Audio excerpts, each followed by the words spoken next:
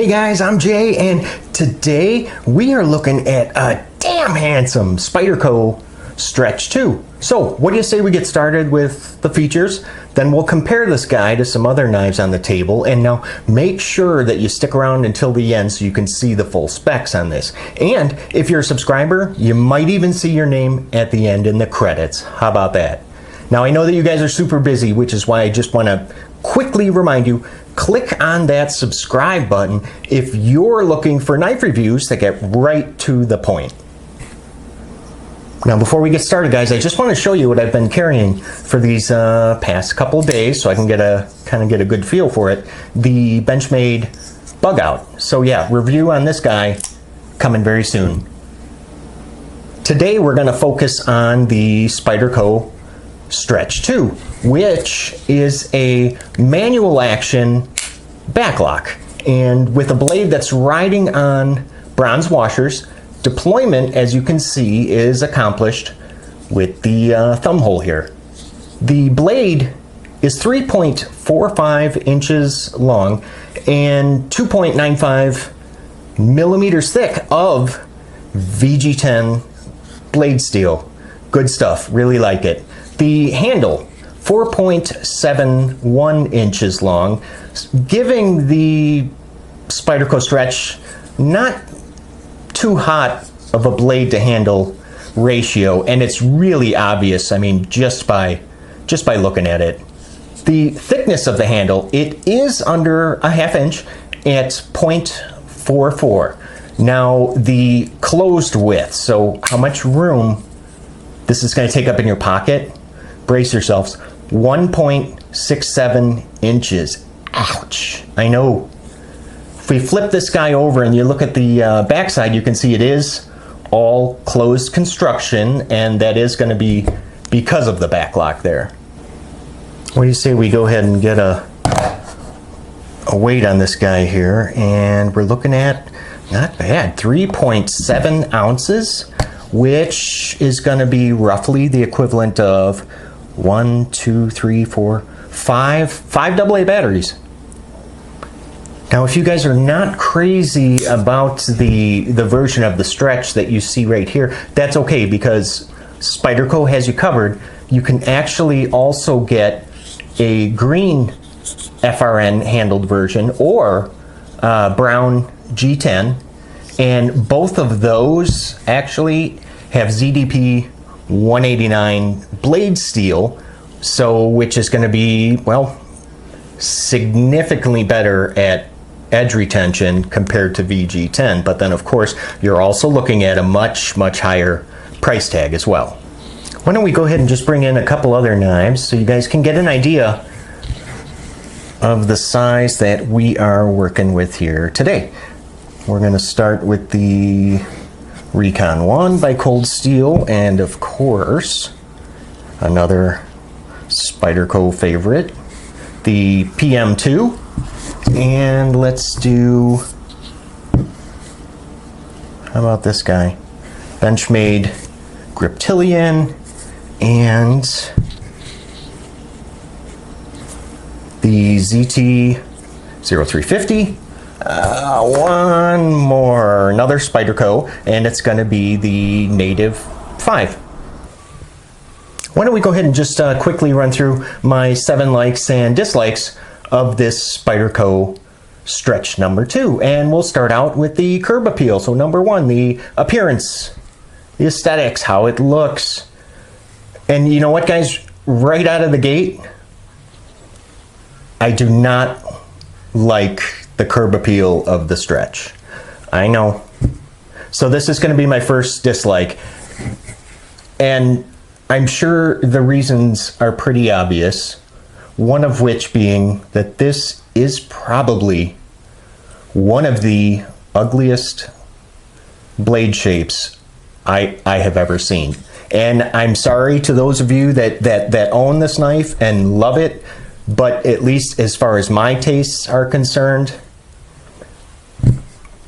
I really do not like the shape of the blade at all, which happens to be a full flat ground drop point with a really nice satin finish. Now, if you look at the handle here, especially on the clip side, that's a lot of screws. A lot. And you know what? If you're gonna have this many screws, at least make them black. It would look just so much better, and well, and it would match the pocket clip as well. Number 2, the materials. I like. I mean, I have absolutely no problems with the FRN handle or the VG10 blade steel. Bronze washers, great choice. And if you kind of look on the inside here, it is full steel liners that are recessed into the scales. Number 3, the function. I also like. It really does have pretty good action for a backlock, and I am able to flick this open. It's not easy to do. I'm sure once it breaks in, it'll get a little bit easier, but I'm not going to attempt it on camera here because I guarantee you what'll end up happening is me just bumping the camera. But yes, you can flick this open, and let's take a look at the centering, which I'm sure is good. Usually is for Spyderco. Oh yeah. Now, because of that backlock, makes the Stretch, at least as far as I'm concerned, not fidget friendly whatsoever. I just don't see this being that kind of knife where I'm going to sit and open and close it, because it's just not a good time. And did you notice on the backlock, it does have that boy dent, so that's just going to make it a little bit easier to depress that.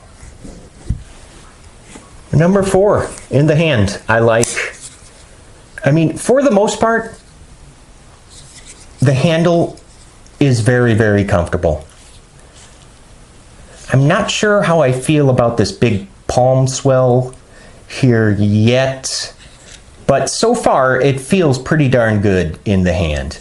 I mean, the thumb hole is sharp, no chamfering whatsoever, and the volcano texture really does provide just some excellent traction.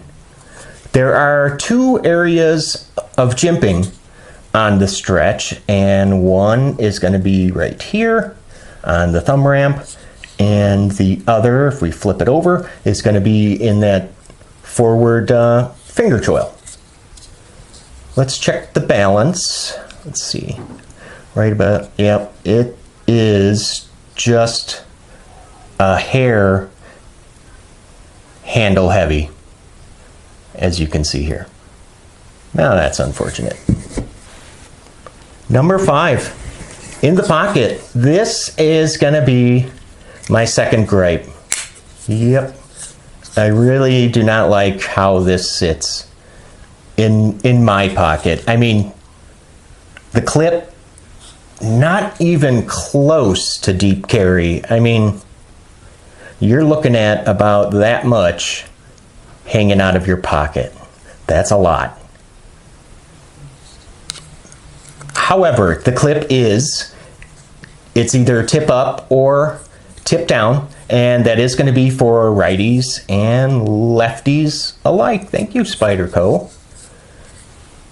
Now, the overall closed width, 1.67 inches, that is a ton. It really is. It's a lot. And with this stock clip on here, so because of how high it makes this knife ride in your pocket, it also moves the widest part of the knife up closer towards the top of your pocket and not down at the bottom where the bulk should be. Now, the width of the stretch, it really could have been reduced a little bit. And let me show you what I mean by that. Do you see? Okay, so the Spidey hole, of course. I gotta bring in another knife just so I can show you guys. So, let's see here. Here is the Spidey hole of the stretch, and this is the Spidey hole on the Mannix. Stretch, Mannix.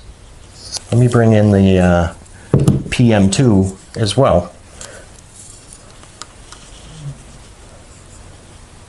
PM2, stretch. So do you see how there is way more material here? So it makes it look like the Spidey hole is sitting a little bit closer to the sharpened edge because of all this excess material. I mean, if some of that would have been reduced like it was on the Mannix 2 here. I mean, I know we're not talking about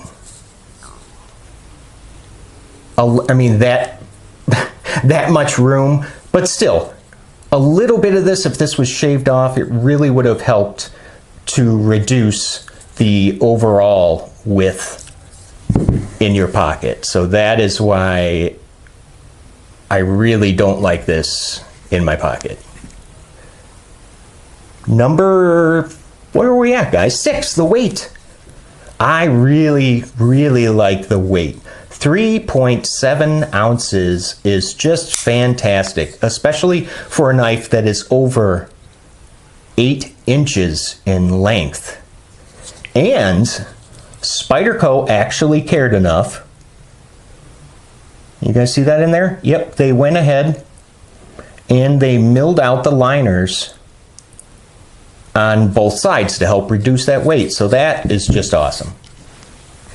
Number 7, price. I don't like. $80 for the Stretch 2, and that is just flat out too much. And on top of the $80, right out of the gate, you have to buy an aftermarket clip. I mean, I know you don't have to, but most, at least I can say I would be purchasing a deep carry clip immediately. And that is just going to add 23, 25 more bucks to the cost. So that is going to push this up over $100. I mean, you can get the Endura 4 for way, way less with similar materials, longer blade, rides in the pocket, a lot easier. So 80 bucks, way too much for the Stretch 2. So let's very quickly go ahead and summarize what we just talked about. We said the curb appeal was I don't like. The materials I do like. And the function I like. In the hand I like. In the pocket I don't like. Weight I like. And price I didn't like. So for those of you keeping score at home, that is going to be 4-3. And unfortunately, I am unable to recommend the Spyderco Stretch 2, and let me tell you why. But first, I do want to point out that although I do not like the appearance of the blade, I can definitely appreciate the very useful kind of all-purpose shape of it. I mean, it has a good amount of belly, yet it still has a very fine tip. I like that a lot. It's lightweight with